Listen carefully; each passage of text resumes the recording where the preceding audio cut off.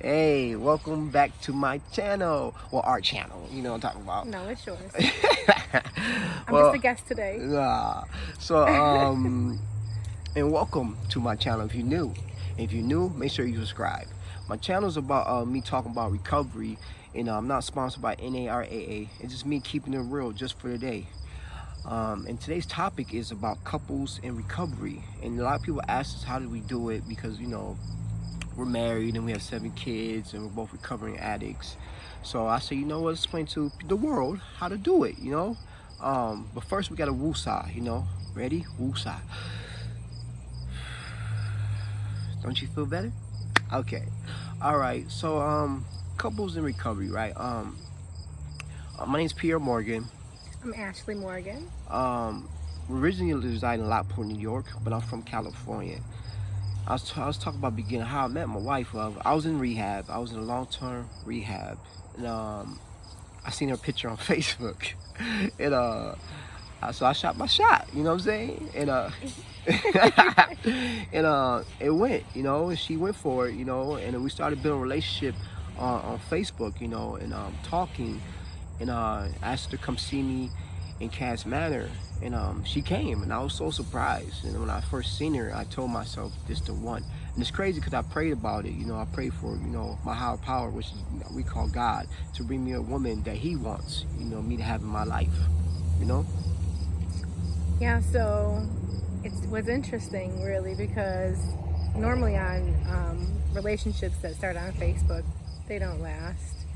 And when Pierre first tried talking to me, I was skeptical, and not because I knew he was in rehab without him telling me, because I could tell by things he posted on Facebook. But I was never a judgmental person. It especially with going through what I've gone through in my life, you can't hold people to their past. So it didn't faze me that you were in rehab. Actually, it probably made it better, because I knew you were trying to make your life better. So where I was in my point in my life, I needed somebody like that to be able to keep me grounded. Yeah, and I needed her. And so was waiting, right? And so we got this apartment, and I left the Cass Manor long-term rehab, and we moved in. I have 3 daughters. And I had, and this before we had PJ, and we moved in straight to be a family, man, and we were struggling, man. We were struggling because I didn't have a job. She was working. Barry was working. We had borrowed blow up mattresses that had holes in them. Yes, yeah. We were sleeping on mattresses, blow up mattresses that were not ours, that we had to tape and glue throughout the night to stay off the floor.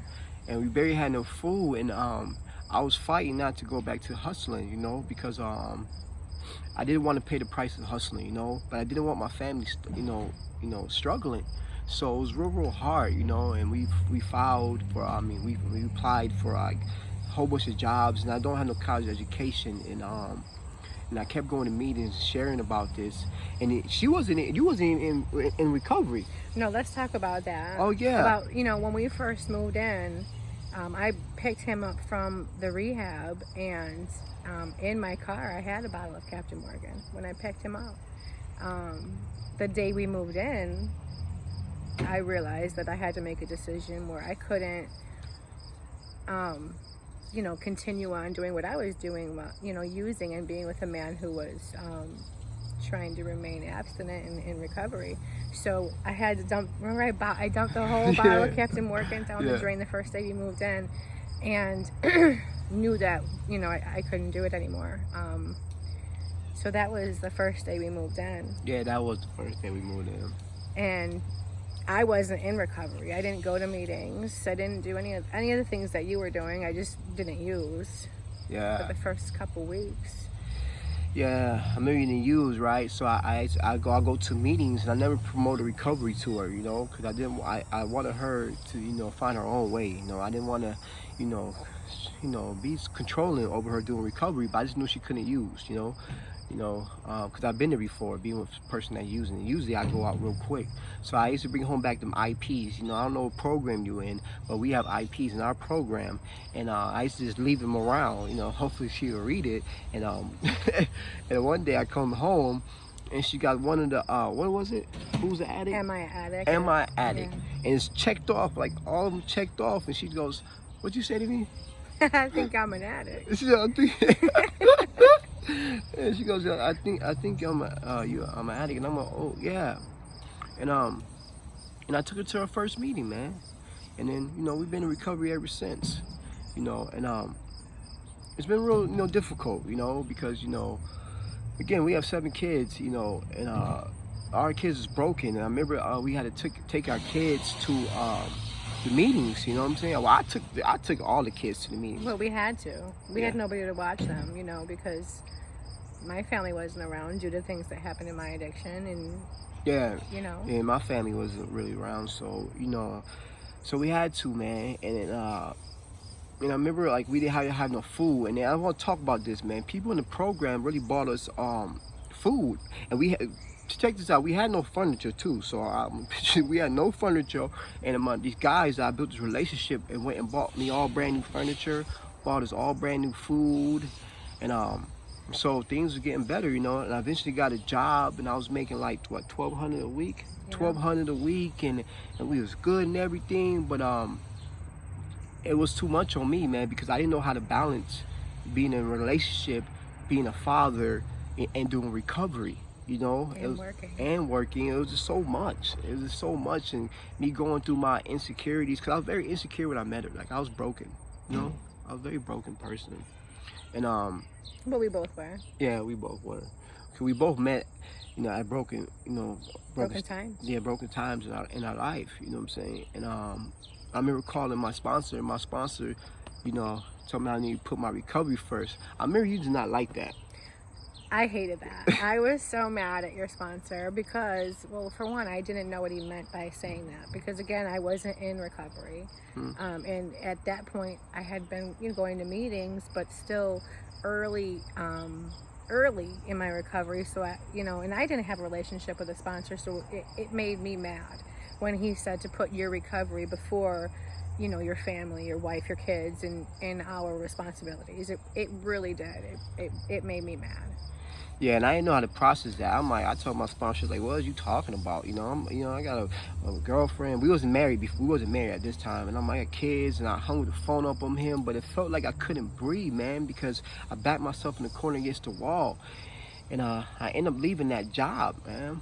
And that was one of the hardest things I ever had to do, man, was leave that job. Because after I lose the job, right? You know, my disease was working on me. It was telling me I wasn't a man, and we was fighting, we was arguing, because she was trying to keep me balanced and not going back to hustling. This is the second time, right? Because we was losing everything. I remember Renner Center was knocking on our door. Remember We were that? hiding. It was serious. Don't act like you ain't been there before. Everybody's hid from Rent a Center at one point in their life. Yeah. If you're watching this show, I know you have. So yeah. Oh man, it was hot, man. It was so bad. We was sitting in the house. You know, they were knocking on the door. We were like, oh, you know what I mean? Because I didn't know how, I didn't balance my money well, right? Like, we was in a relationship, but I didn't really trust my wife with the money. And truthfully, she's better with money. I swear. She's better. I don't know. It just comes to my hands and then just goes. You know what I'm saying? It just goes. But so I remember we was going through that, right? And I remember I had got in the car, you know, and then my wife had hit me with something, man. And what did you tell me that day that I wanted to give up? I don't know. I told you just gotta keep going. Hold on. We move forward. We don't move backwards, and we didn't come this far to retract, Yeah. or digress and into, you know, what we fought our way out of. Yeah, and that was it. She gave me the courage. It said it takes one person to believe in you, you know, in our program, you know, and it was my wife, man. She gave me the courage to hold on, push forward, and eventually, in a couple of weeks, I ended up going into business with my boy Tim, and on our landscaping business. So I remember after that, so I'm gonna talk about how we came into being married. You know, I told my wife like I was never going for complete unless we was married, you know, because God's the head of our household, right? And I wanted her to be have a relationship with God in recovery, and I just didn't want to be in a relationship where we both didn't serve God, you know, and then both didn't do stuff right. Because my experience of being in relationships when you don't do stuff right, it turns out bad. You know what I'm saying? So we got married, and I remember after we got married, well, we came to a meeting, right? Yeah, we got married at our church, and that night we had a hotel room. But before we went to our hotel room for our little honeymoon, we went to a meeting in our wedding outfits. Yeah, in our wedding outfits, we went to a meeting because we were so blessed and grateful for the program, you know, Recovery in God, that we had to show, you know, other addicts or alcoholics or whatever you're recovering from, that you can do it too. But long as y'all both have your own recovery and put your recovery first, you know. That's a good topic to talk about while we're here. Well, putting recovery first? Yeah, and having your own recovery. Oh, yeah. Well, you can talk about, you know, well, I don't know, you can talk about how, you know, why you did recovery, or, you know, if you want to talk about that topic. Well, I think it's important that people see both sides because, you know, like I stated when we first got together, I wasn't in recovery. Mm-hmm. And the main reason for me going to recovery was to keep my boyfriend. Mm-hmm. It wasn't at that point for me to get better or me to feel better, because I still didn't think that I had a problem at that point, right? Yeah. So I went to recovery initially to appease you and to keep our relationship. Yeah. Which ultimately I stayed abstinent for almost 2 years, but ultimately was almost the end of our relationship because my intentions were not pure with recovery. Yeah, and I always used to tell her, if you love me, then anything good about me is God. Like, I never wanted to be her higher power. You know what I'm saying? I just never wanted to be, because at the end of the day, it gave me no freedom to make a mistake. And she used to hate that. I was like, listen, if you love anything, it's God. I'm not God, I'm not this. And because I really wanted her to have her own freedom, you know what I mean? Because I'm not perfect, man. You know, I make mistakes. I'm trying to, in a program, trying to save my own life, let alone save somebody else's life. You know what I'm saying? Like, you know, I have very insecurity problem with women, so I didn't know how to even embrace love. Like, she used to tell me like 10 times a day, like, I'm not here to hurt you, right? You always tell me you love me. Let me love you. Let me love you. Mm-hmm. And it was so hard for her to let her love me, because I was so damaged by like the past relationships that I didn't really know that, like, until I really got into a real relationship, because I'd never been in a real relationship. It was all about drugs or lust. It was never a genuine, because a using relationship. Yeah, literally. Yeah, using drugs or using people. Yeah, like, mm-hmm. So, like, mind you, we got together before we even had sex.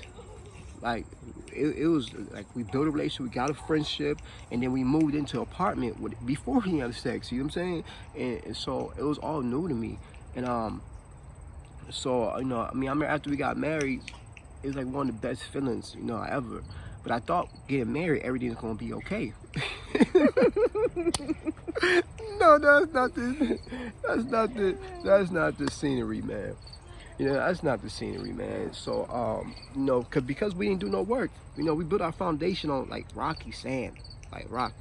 So it's like... I don't think you can say we didn't do any work, because you were doing the work. I just wasn't. So, because I wasn't, there was still a rocky foundation, because you can't have two people living together, striving, you know, for a better life if only one person is working towards it. Even me being a good woman is not... going to keep us together if I'm not spiritually sound. You know what I'm talking about? You hear? You know what I'm talking about? I can be a great woman and still be a mess inside my head. Oh, I like that. It's true. Yeah, I like and that. A lot of times that's what would happen. I would, you know, avoid conflict or avoid conversation with you, and it would create conflict in myself. Yeah. Because I didn't have a program. Yeah. It was real tough for me, you know. I ended up having my boy. You know, he's by another woman, but this is before my wife. I explain it all the time. Like, I didn't cheat on my wife. When I got with my wife, I had a woman pregnant, and we ended up having PJ. You know, little PJ, and And it was real hard, like, dealing with that, because I remember that you stayed they stayed, like, my wife and my other kids stayed in a car for hours, 7 hours. 7 hours to PJ was born. And ever since PJ's been born, she's been his mother. But we had to go through a lot of fights and arguments with my baby mothers, you know what I mean? And I'm real proud of you for standing by my side with that, because they used to always give her hell for no reason. And the crazy thing about them is they all got boyfriends and relationships, but with me, they didn't want me to have a relationship. Yeah, but they also have their own addiction issues. So, Yeah. You said to me this last time, how can I judge anybody when I've been there? Yeah, I did. I never judged my baby moms. I always forgave them, because I know what it's like being caught up in the grip of the disease or whatever you addicted to, because, we're, in our program, it says that you're not held accountable for being an active addiction. You know what I'm saying? So I can't hold my baby moms because they're caught up right now. You know what I'm saying? They're caught up in the disease. You know what I'm saying? And I don't personalize it.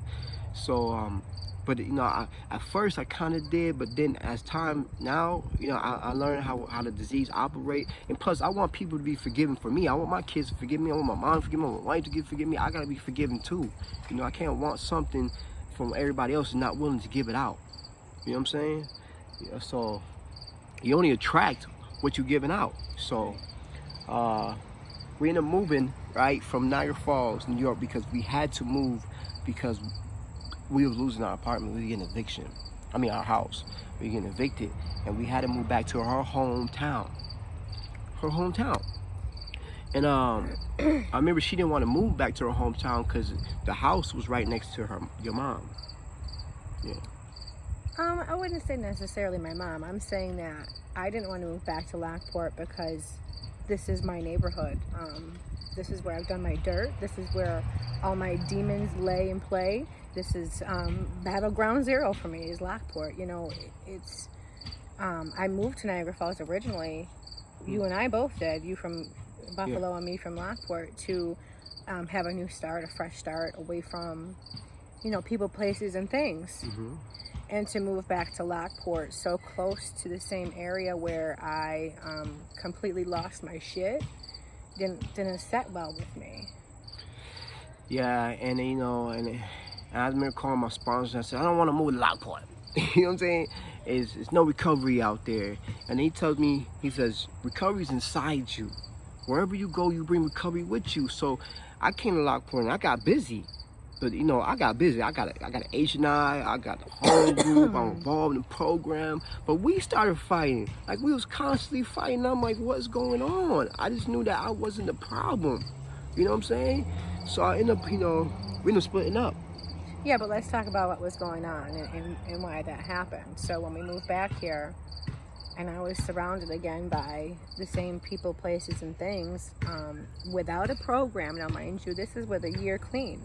Yeah. A year abstinent when we moved back here. But because I hadn't built a relationship with my sponsor, because I hadn't built a relationship with other women in the program, when I moved back to Lockport and hadn't done any step work or anything like that, I was literally just abstinent from the drugs, right? Yeah. So I was moving back into the same situation I was going into war without a gun. Yeah, and I remember she never wanted to get close to girls. Like she me too though. I don't like getting close to people, but she's really a sweetheart. She just don't. See, I'm just an introvert. I like to stay to myself, and I have a few select people that I talk to, and that's just me. And I never, I should hint to her, maybe you should, get this sponsor, or maybe you should do this. I just didn't want to, be controlling. And so we end up breaking up, and I went back to like Niagara Falls, and I ended up seeing my sponsor, and I didn't want to tell my sponsor that we had separated, right? 'Cause I thought I failed my marriage.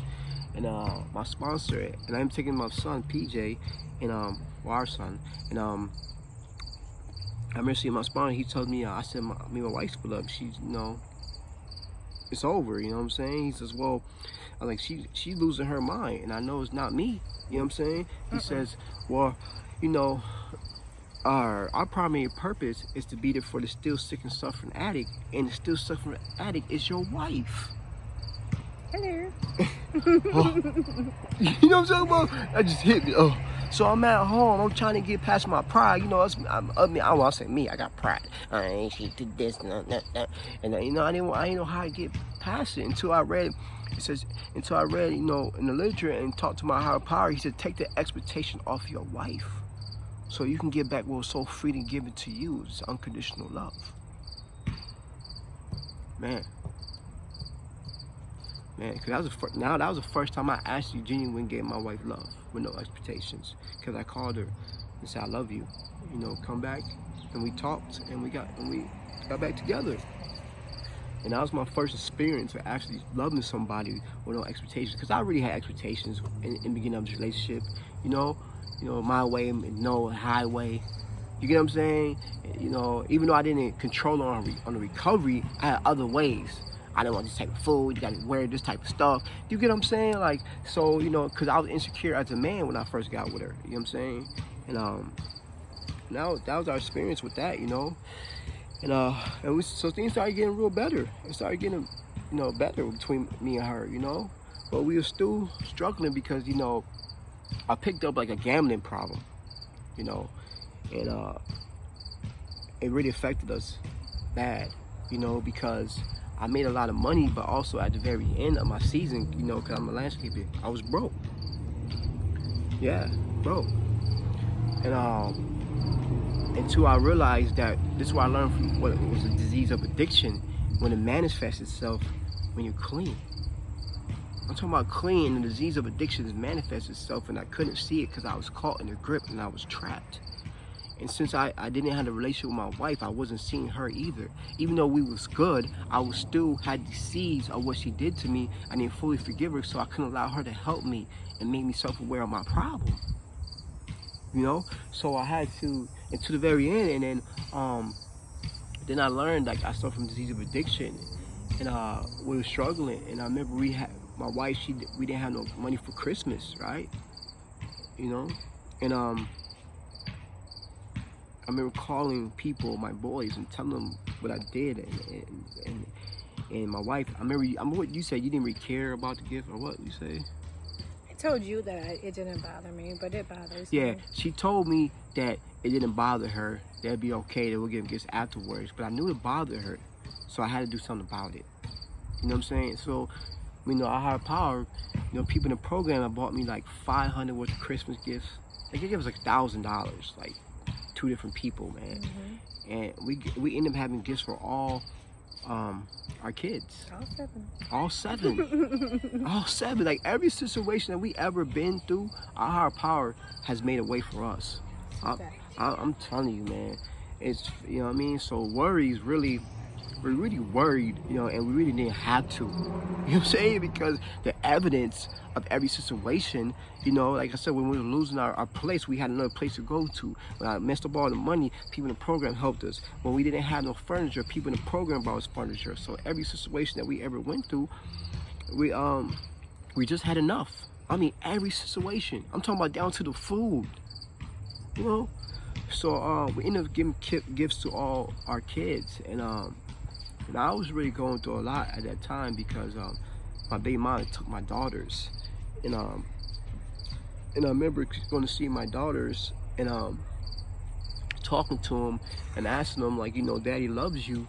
You know, Daddy loves you. And they end up telling me, like, yes, we know that because you don't lie to us no more. You know, you show up to birthdays and Christmas.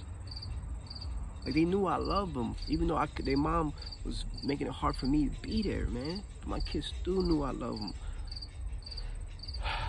And that was real, like, touching for my kids, you know what I'm saying? Because recovery not only teaches you how to live, it teaches you how to deal with your family. It's like me not being a liar, you know, being taught how to be honest, taught me how to be honest with my kids. Like, I'm so about honesty. My wife would tell you, like, I'm strictly about honesty, because if you lie to me, that means you don't love me. You don't even love yourself. And my wife would tell you, I'm always honest about whatever I do, because I don't want to play with her life or my life. You know what I'm saying? Like, so, you know, I'm always against lying. And And that was really difficult for us, you know what I'm saying? And we end up doing that. So right. And as times go on, you know, our kids is, you know, I'm gonna talk about having kids, you know, 7 kids and all right. It's just very difficult, you know, having kids because all our kids is broken, right? They're broken. And it was very hard for me to not be so disciplined towards our other kids, you know. I don't believe in saying step kids because they're mine, you know, they're mine. You know what I mean? I'm the father. I raise them.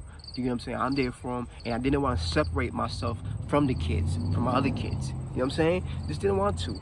So it's hard having 7 kids and with different personalities, you know? Yeah, it's real hard. It's hard to have a blended family too.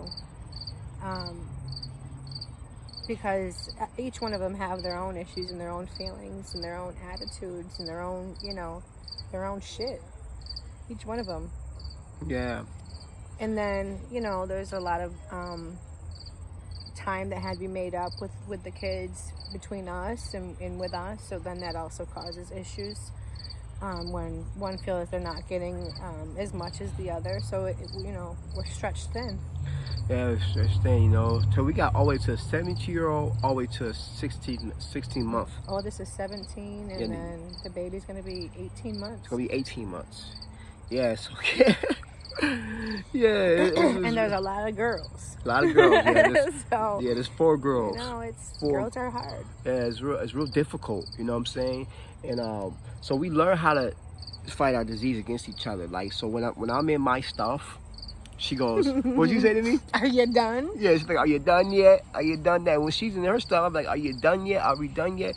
So we learn how to get tools against this. You know what I'm saying? But I'm not gonna.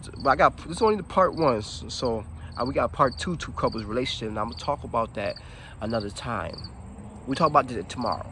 We'll talk about the part 2 of our relationship. What, you know, our experience, what happened, because we got a lot more to what happened in our relationship. I just don't want to give it to you all at once and have you all crowded by everything we said. Yeah, tomorrow will be a lot more of you know, how we did it, how we do it. Mm-hmm. You know, and maybe some advice. Yeah, maybe some what advice. to do, what not to do on our own experience. Yeah. Because, you know, not everything's peachy keen all the time. And there's a lot of things that we could have done differently. Yeah. Probably should have done differently, but you know, you can't get back yesterday, so yeah, we're moving forward. Yeah, that's my favorite thing, is that you can't get back the past. You can't determine your future. So all you got is today. You know, literally. So make sure you comment, you know, answer some questions that you have about being in a relationship, you know, so we can, you know, answer these questions. And so until next time, this is Just for the Day, keeping it real, and we're out.